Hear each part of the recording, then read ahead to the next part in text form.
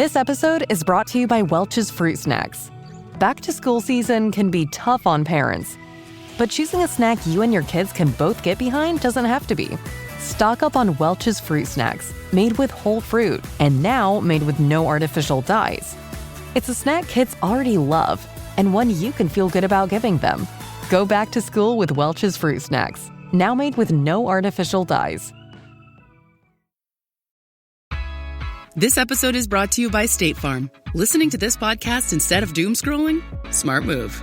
Another smart move? Getting help from one of State Farm's 19,000 local agents when you choose to bundle home and auto. Bundling, just another way to save with the Personal Price Plan. Prices are based on rating plans that vary by state. Coverage options are selected by the customer. Availability, amount of discounts and savings, and eligibility vary by state. Hello, difference makers. You are listening to A World of Difference. This is a podcast for the people who still believe that how we lead matters, that the conversations we have across difference, across cultures, across the distance between where we are and where the world needs to go can actually change things. I am Lori Adams Brown, and for over 5 years, I have been bringing global leaders, authors, and change makers to one table. 155,000 downloads, 100 countries, a top 3% podcast, and one conviction that has not changed. The right conversation at the right time with the right people shifts everything. If you are here, you are already a difference maker. And if you want to go deeper, the Difference Makers community is waiting for you at patreon.com/aworldofdifference. $7 a month, the price of a latte, bonus conversations, voting power, and a seat at the table where this conversation continues. The link is in the show notes. And welcome to this week's episode. I hope it inspires you. Welcome to the A World of Difference podcast. I'm Lori Adams Brown, and this is a podcast for those who are different and want to make a difference. What does it cost to keep climbing when you're not sure the ladder is even leaning against the right wall? My guest today spent 2 decades in multinational banking, rose to executive director, and then made a choice that looked risky to everyone watching, but necessary to her. Today, she's helping boards, founders, and high achievers navigate the hidden costs of ambition, redefine governance as a growth enabler, and sustain wisdom and joy in a world that rewards constant doing. This is a conversation about transitions, resilience, and what it means to lead with wholeness. I'm thrilled to introduce today's guest. Cynthia Lai is a governance advisor, leadership educator, and ICF certified executive coach with 2 decades of experience in multinational banking, innovation, and strategic advisory. She previously served as an executive director at OCBC and as a senior manager at HSBC and Bank of China. Now, Cynthia, in Hong Kong, helps boards, founders, and senior leaders navigate complexity through clearer governance, more resilient leadership, and more human decision-making. She serves on advisory boards across Asia, Europe, and Africa, teaches innovation and strategy at the university level, and co-leads Meta Optics, a startup thinking privacy-preserving AI. She's known for bringing curiosity, systems thinking, and grounded coaching to high-achieving professionals transitioning through change. So excited to welcome today to the podcast, straight from Hong Kong, Cynthia Lai. Hello, Cynthia Lai. Welcome to A World of Difference podcast. Hello, Lori. Thank you for having me. You're welcome. And thanks for getting up in Hong Kong and making the timing work. It's not easy to make these different time zones work out, but we're doing it. So really excited to have the conversation with you and hear from your perspective of your career, what you've learned, what you're currently learning, what you're working on. And I know that you have worked with many high achievers across sectors, actually. What signs do high achievers, in your perspective, often ignore? And what tends to wake them up at the cost of doing nothing, would you say? I would say most of them ignore themselves Okay. When I say that, it's actually in the past when I was in banking, I worked with lots of achievers, and they spend all of their time at work, and they just ignore the life they have. And it's the same for the client I'm working with right now as an executive coach or board advisor. And the moment they wake up is just they got different kind of signal. Can it be they got some health issues or they got serious conflicts with their partners or with their families?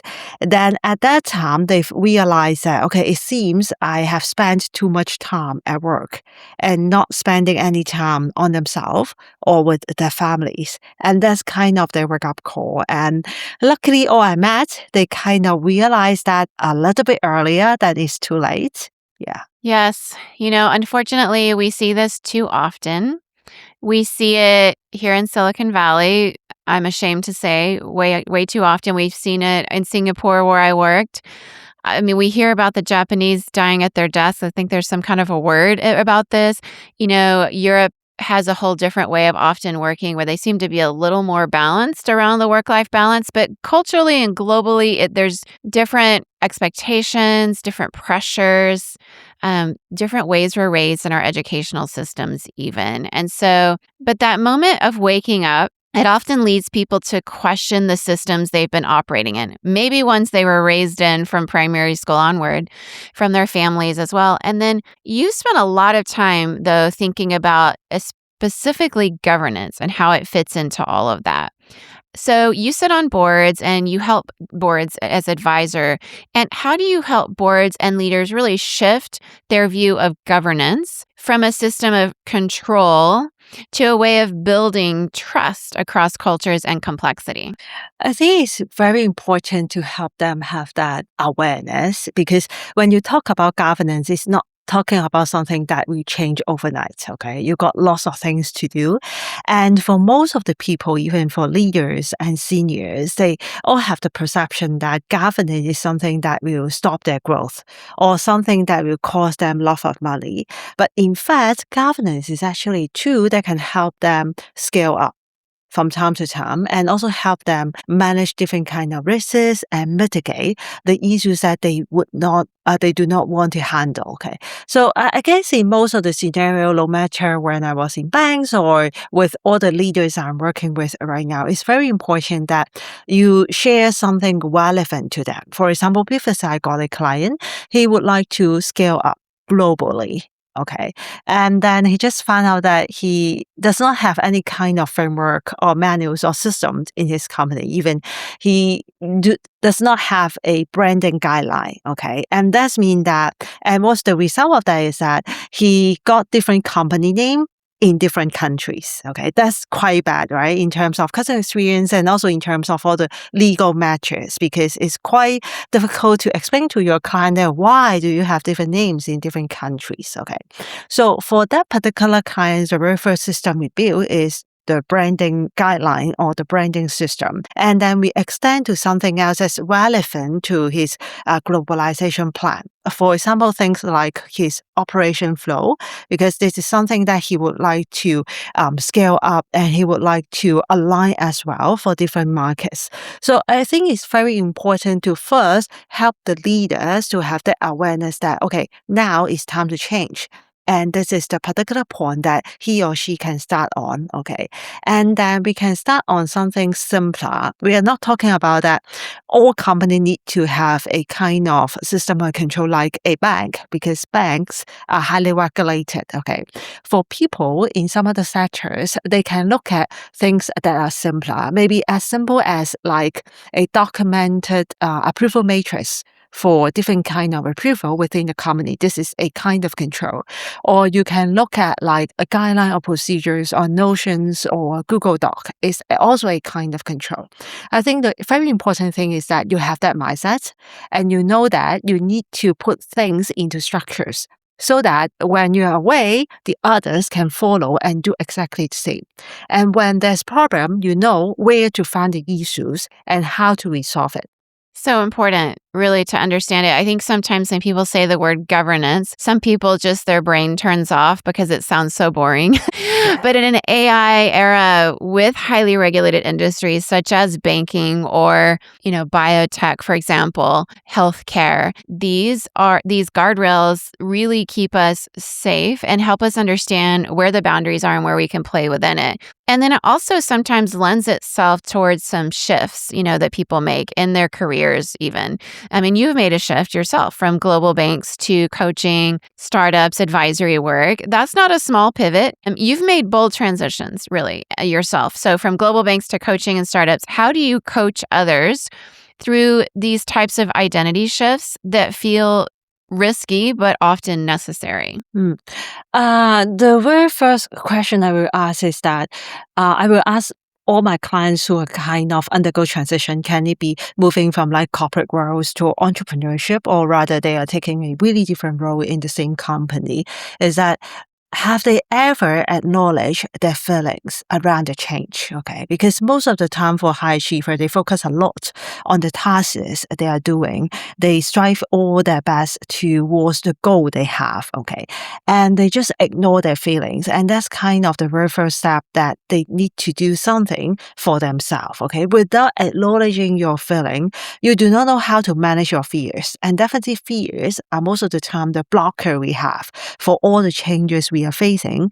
And it's also kind of the stoppers for us to be a better version of ourselves. So I think it's very important that all of us know how to acknowledge our feelings. And then once we acknowledge it, we can learn how to manage it and be a better version of ourselves.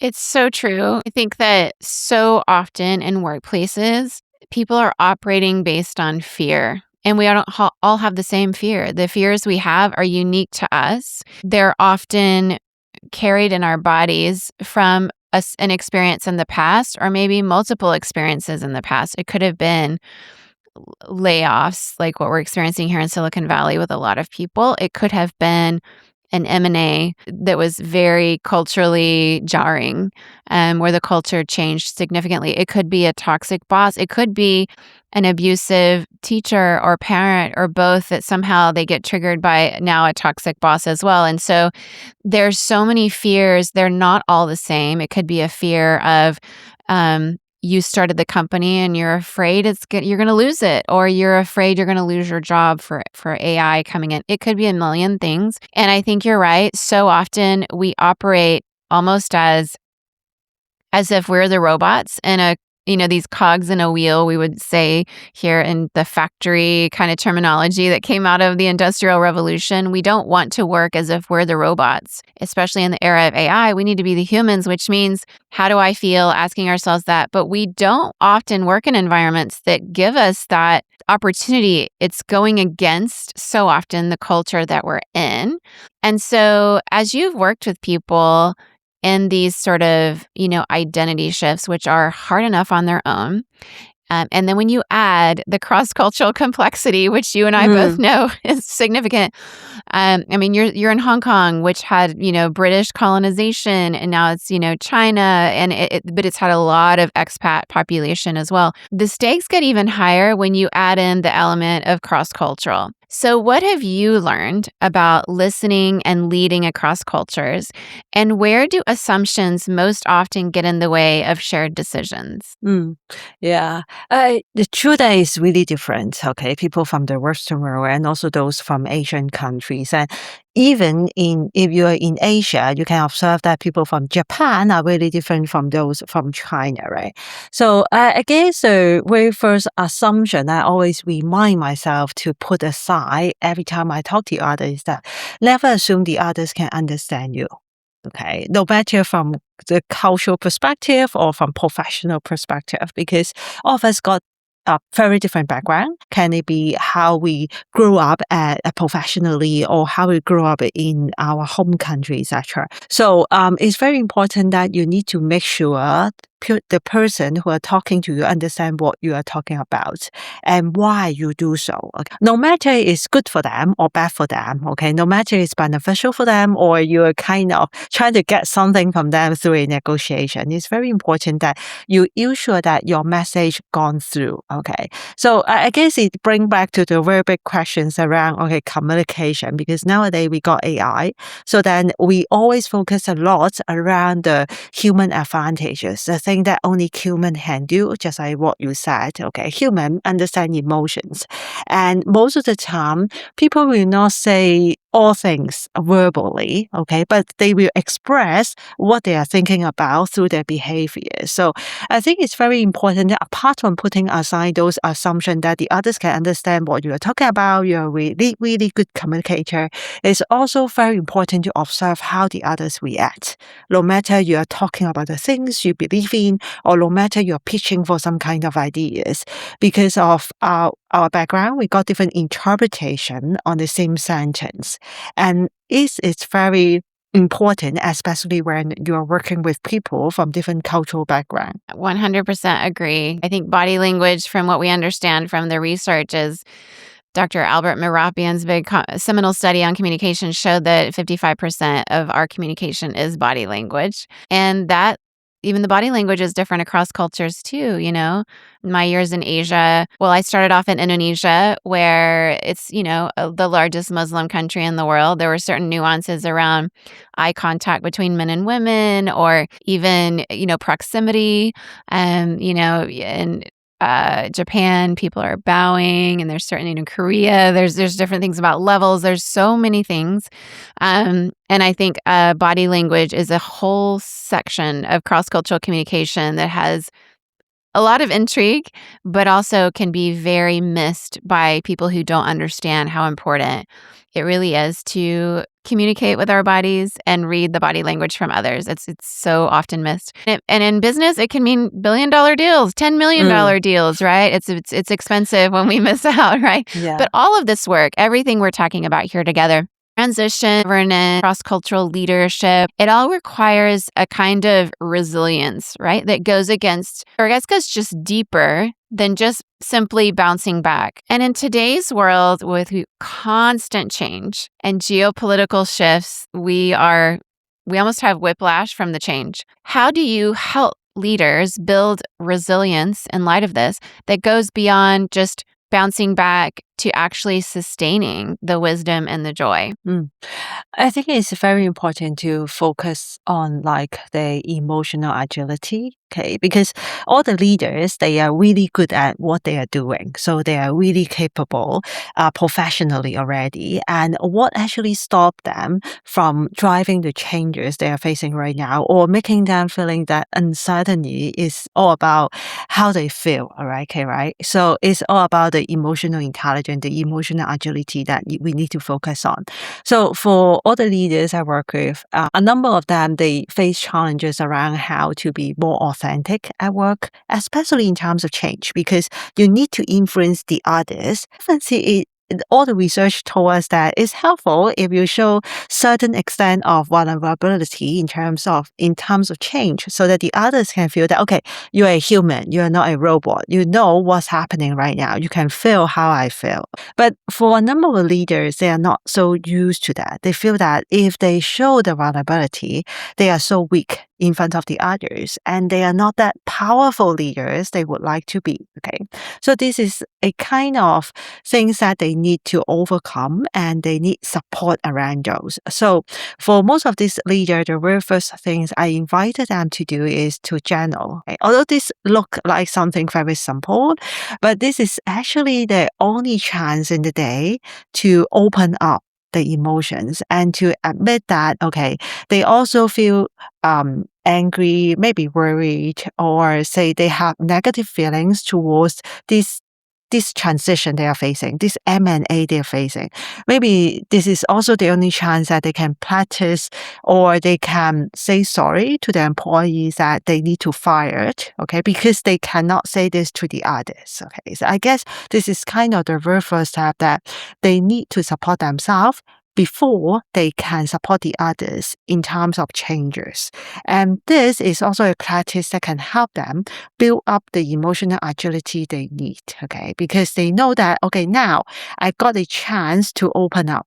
I got a chance to admit my weaknesses, okay? So once I got this chance, I feel more comfortable in handling things that I might not be so familiarized about previously, but now I got support at the back, okay? I think this is the very first step they need to do.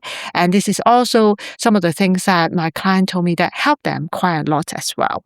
And definitely the next thing is that nowadays we got new things every single day, like what you said. So it's very important for us to learn and unlearn. And again, this is quite difficult for successful leaders because they have been leaders in that particular industry, leaders in the company for maybe over a decade. And nowadays, if you ask them to learn about AI, may not all of them feel really comfortable around, okay? So having that learning mindset is also something that's very important to support leaders to transit in the AI era and lead more effectively and sustainably today. Incredible. Really, it reminds me of when you talked about the journaling piece. It reminds me of last year in the spring, I was in Taipei for a work trip. And not only is it beautiful to see the flowers blooming, and, I went to the hot springs outside of Taipei over the weekend in between, days during the work week. And I visited this little history museum next to the hot springs where they showed the Japanese, the time when the Japanese was colonizing Taipei or Taiwan. And they had a whole Japanese tea ceremony. They showed the calligraphy and all of the aspects of how and why writing, this beautiful style of writing, was more than an art form, but it was an aspect of mindfulness. And it reminded me of how when we lived in Singapore, all three of my children starting in kindergarten learned to write the Mandarin characters, and they would get, and it is artistic in so many ways and so much beautiful art, that you see around Asia, around this.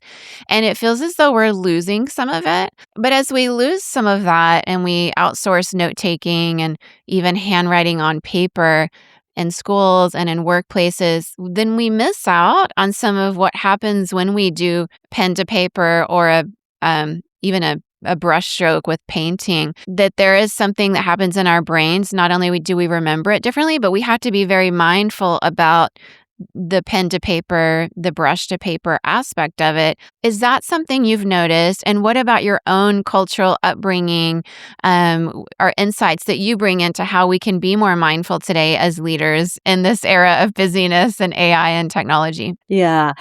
In fact, I also spent 3 weeks earlier in Japan. And previously, I also practiced mindfulness, but I only spent like 5 minutes and in the subway to practice my mindfulness. But after that 3 weeks in Japan, because I spent some time on a mindfulness experience as well, having the tea ceremony, the calligraphy, okay, then I realized that, okay, maybe I should slow myself down and just spend a little bit more time on doing nothing, okay, per our teaching as a child, okay, because especially I think in Chinese culture and very similar in Singapore as well, if you are not working, it seems that you are not productive, okay? So we were trained to work continuously, even on holiday. You need to find something to do. But after all this experience, I find that, okay, mindfulness is something that can really calm us down, and we can do it in different ways. Can it be through journaling, tea ceremony, or even breathing exercise? And I also share all this with my colleagues and customers as well, because I'm also a certified mediator. So in terms of conflict, it's very important that you have that pause. You have that breathing space. Or even if you are just having a conflict or a quarrel with your family, you will know how horrible it can turn out to be if you just stay on the spot and continue that horrible conversation. But if you just take a breath, or if you just walk away for a cup of coffee, the whole thing's change. Okay. So this kind of the power of taking a pause, okay, or just taking a breath. it is the same as the workplace as well, because we got lots of emotional moments kind of during our workday, especially if we are driving changes. Definitely you will be talking to people who refuse to change. But for now, you cannot fire them because they are still really helpful to the company and they are valuable assets. So how can you control your emotions while talking to them? Then I think it's very important that you know that you can take a pause, okay? Can it be just 3 seconds, 6 seconds, a deep breath that can help a lot? I think this is something small, which sounds really small, right? Taking a breath and so, but this is something very helpful. So just like what I shared earlier around building up control system, even for ourselves, being a better leaders, it's always helpful to start as small things. It's okay if you just take a breath today and help yourself to control your emotions when you are talking to a really challenging colleague or when you are convincing a difficult customer. Then maybe tomorrow you can do a little bit more. And as times go by, you will feel that, okay, you find yourself are better at handling this kind of difficult situation and challenging people. And that's kind of the moment that you have grown up, okay, at work professionally, not just professionally actually. You also find that it's easier for you to communicate with your family as well because you know how to control yourself. You know how to stop, when to stop. Okay. It's so often true, right? If we're learning to communicate better in a professional environment, it doesn't just stay there. It comes over into our families, our friendships outside of work. And as I love that you use the phrase grow up, because we often see some arrested development, even in leaders, where maybe they're still carrying the emotional intelligence of a child who may be even in primary school, because maybe they have some stunted emotional development. And unfortunately, our leadership pipelines throughout global enterprise are not the kind in which it's going to help people work on themselves personally. They're usually designed to benefit the business, even when it's sometimes at the expense of that person and that leader. And I think that's why it's so important, the work that you do and what you're talking about, because we can gain all this success in our leadership, sit on boards, gain certifications and degrees and awards and, big even salaries, and lose ourselves and our own personal development if we don't sit in the driver's seat of that. And so I think about sometimes some great advice I was given years ago, which is to stick to my values, know what my values are, and that while I'm in this, career development, I never lose sight of what those values are, and I make my decisions based on it. And that I also learn to respect and value myself as much as I would be helping other people to grow. Has that been a part of your journey, or have you seen that at all, where sticking to your values has been a hard thing? And if so, how have you sort of overcome that or help other people learn to overcome that? I think to me is I kind of realized my values quite early, maybe because that I have done quite a lot of personality assessment. Maybe I got forced by the company I work for, is I heard, because banks love those kind of assessment. Okay. So I got like several reports around all those, so I fully understand what my values are. Definitely, I truly agree that whenever you got confused, it's very helpful to go back to your values because those are kind of your pointers, okay? Just like when you are confused at work, you just go back to your objective and your KPI. You will know that, okay, I need to do this, or I should not do that because this cannot help what I'm heading to. And I think it's the same for us, okay? If we always remember that we need to do things aligning with our values, it can be really helpful because if you're doing things that can align with your values, you are motivated. And if you're motivated, you can avoid lots of issues, for example, procrastination, different kind of things. And at the same time, if you can use your values very effectively, that can also support your vision as well, so that you can achieve what you really want with less effort. But what I observe most is that a number of people, they do not have much ideas around what their values are, or they refuse to admit their values to a certain extent, maybe because of some of the things we talked about just now, because of their upbringing, because of the external environment, or because of the expectations from all the others. So I think even if you do not do like the personality tests and those kind of things, there are quite a lot of simple exercises that can help you find out your values. And one of the most simple exercise that I will share, not just with my clients, the executive, the seniors, but also with some of the students I'm working with, because I'm also teaching in the university right now, is that you can think of 7 persons who you admire. And then you just jot down like 3 traits of them, that why you admire them. Okay. When you look at that table or that list of traits, most of the time you can find that a few words keep showing up. Okay. For example, you might put saying things like, okay, I admire that person because they are charismatic. Okay. Maybe because they are honest, they are caring. Then you just look up for words that appear for a few times, and most likely those are your values. You can definitely start from there and just observe yourself on what you are doing, because our values drive our behaviors. So if you keep observing yourself, you do not need to do it for long. Maybe you just do it for a week. Then you will know, okay, maybe these 3 are my values. Okay. Then next you can think about rather what I'm doing right now align with my values. If yes, definitely it's good, right? And it's helpful. If not, then it's time for you to think about why do you do that if that doesn't align with your value. And should you continue to do that? If you should continue to do that, then why you do so? Okay. It's always very important to understand why, even when we are talking to ourselves, because without that why, you will get lost very easily. Yes, that's a great statement. Without our why, we'll get lost very easily.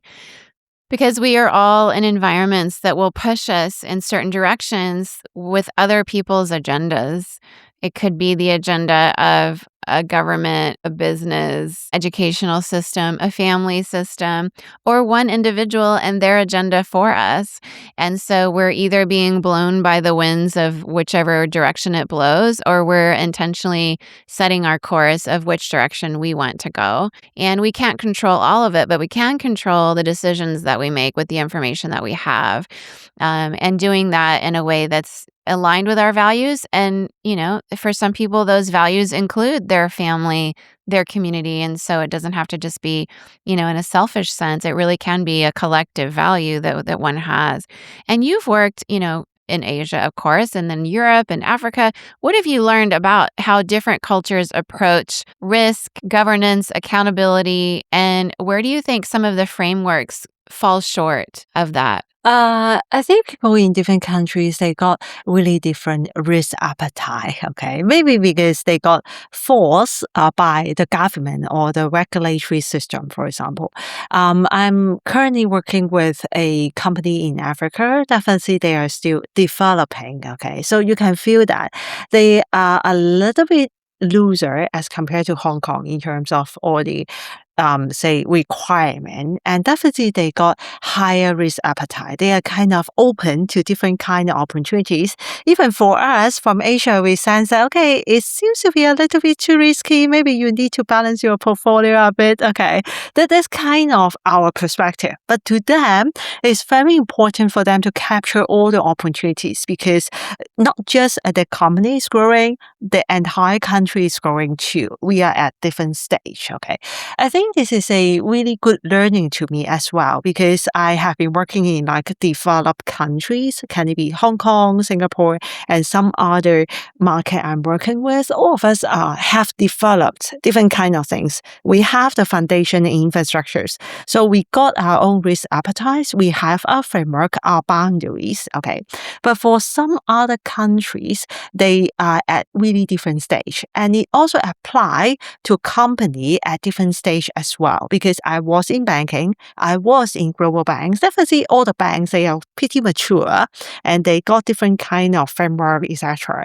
But every time I work with company in other sectors outside of the banking and finance industry, you realize that it seems like that they are really different. Okay, they got really different risk appetites. Maybe because they are not regulated. They are not highly regulated per se, so that they have more flexibility.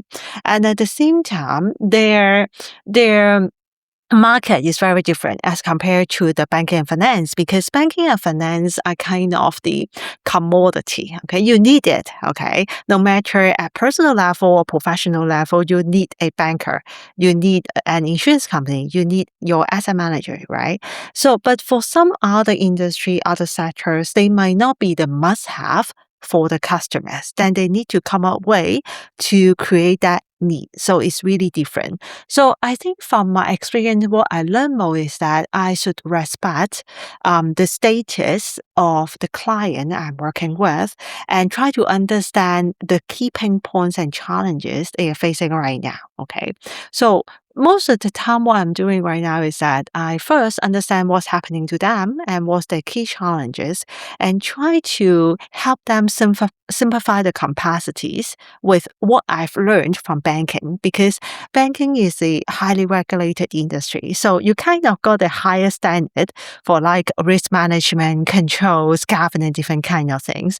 Then you can simplify what you have to something simpler for people in other sectors. And most of the time, that's good enough for them because they are running a business with not that much regulatory requirement. And what they really want to do is to keep their business in a structure that can support their growth aggressively in their particular market. That's a really helpful perspective.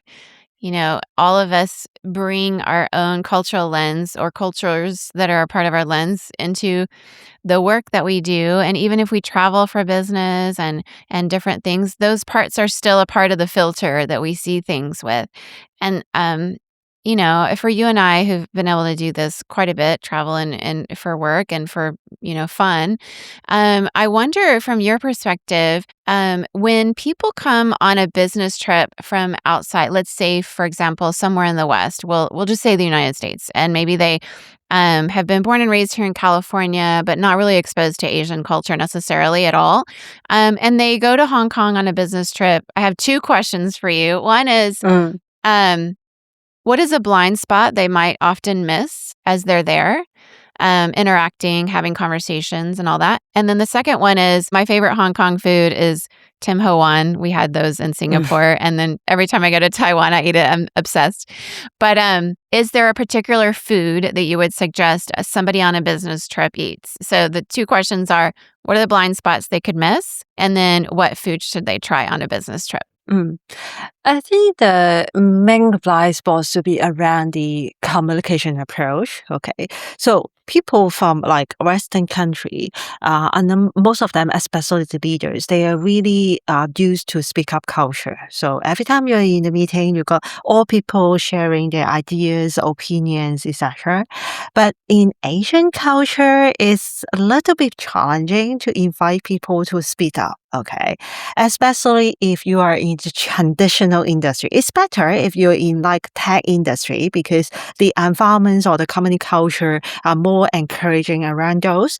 But if you're in traditional businesses, especially if you are in family businesses, it's not something that common. Okay, so if you are having a business trip to Hong Kong, and if you are working with like traditional companies or like family businesses, you might need to take note on this. It doesn't mean that you will not hear anything from the people. It doesn't mean that they will not say anything, but it means that maybe you will feel that the meeting room is a little bit different from what you experienced before, okay?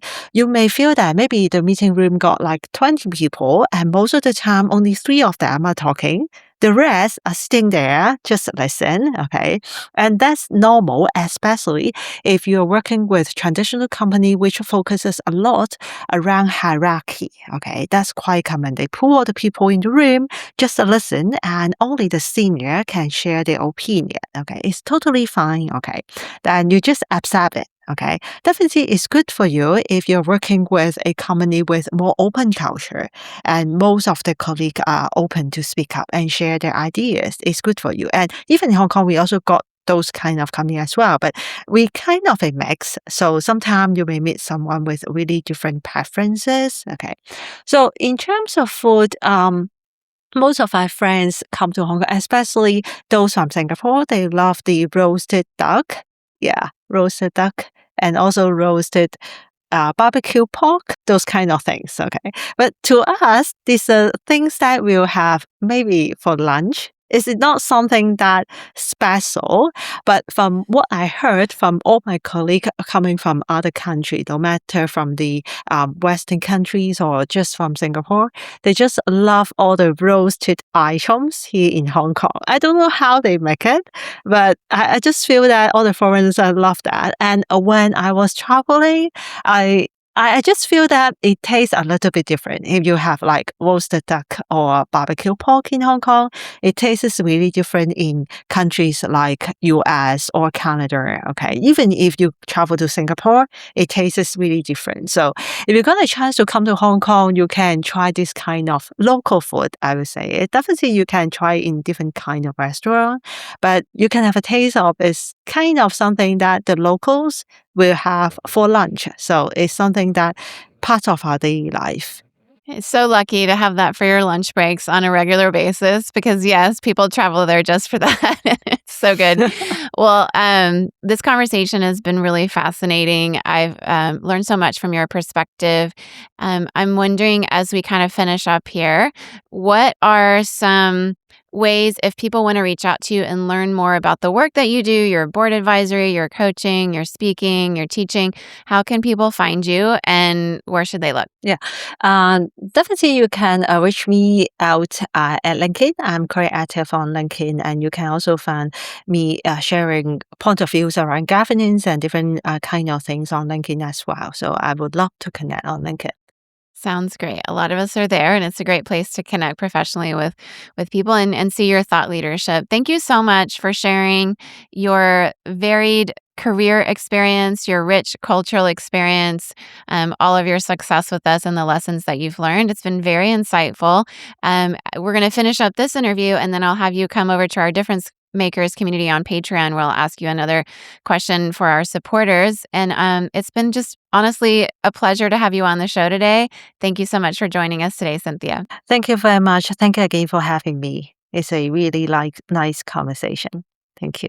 I'm so grateful for Cynthia. This conversation has been such a gift. Cynthia's wisdom about transitions, governance, resilience, and what it means to lead with wholeness is exactly what so many of us need right now, not just in Hong Kong where she sits and lives, but here in Silicon Valley and across the world. I'm so grateful for the work she's doing across continents and sectors. And if this conversation resonated with you, I'd love for you to do 3 things. First, subscribe to A World of Difference wherever you listen to podcasts. Second, leave a review for us wherever you listen to those podcasts. And it helps more people find these conversations like this with Cynthia and those of many other leaders leading globally and across industries. And third, please share this episode with 5 friends who are navigating a big transition, which is so many people right now, or wrestling with the cost of constant doing. Visit aworldoftdifferencepodcast.com for more resources. And if you want access to an exclusive bonus content, like the question I asked Cynthia around really a deeper question around her transition, please join our Patreon community because that was a very vulnerable moment where she really gave the why behind what happened and why she left banking for a whole new career pivot and what she'd ultimately determine whether the risk of leaving was worth the risk of something so stable and so prestigious as working in some of the biggest, most world-renowned banks we know of. And her answer was so humanizing and something I think all of us really need to pay attention to, because her wisdom was something that really inspired and helped me to think through some of the things that have happened in my career and what I've observed happening to others as well that are working around me. It's just the conversation's gold. Join us in our Patreon community where we go deeper with all of our guests and have exclusives with them. You can join us for as little as the price of your latte, and you get a whole month, and there's multiple tiers, and you can also have a little bit of a free trial just to check us out. But go there to patreon.com/aworldofdifference to check out this exclusive episode with Cynthia, where she really goes deep and gets very vulnerable about the why behind her career pivot out of banking into the great work she's doing now. Thank you for listening, and remember, you matter. Your perspective matters. Your voice matters. Wherever you are in the world right now, as wild as these times are, you are not alone. Thank you, difference makers, for being here. Not just for listening, for being the kind of person who shows up for conversations just like this one, because you believe the world gets better when we understand each other more. And that is who difference makers are. And you are one of them. There are 2 ways to go even deeper. On Patreon at patreon.com/aworldofdifference. For $7 a month, you get bonus conversations and community. $25 gets you into the room where the real talk happens, live every quarter with me directly. On Substack, paid subscribers get full essays, no paywall, and a monthly live conversation where I say the things I can't say anywhere else. Links to both of those are in the show notes, and I would love for you to join me in both of those places. If this episode stayed with you, share it with 5 people you know who need this right now. That is how we grow this, and that is how we grow ourselves at the same time. I am Lori Adams Brown. Until next time, difference makers, go keep making a difference.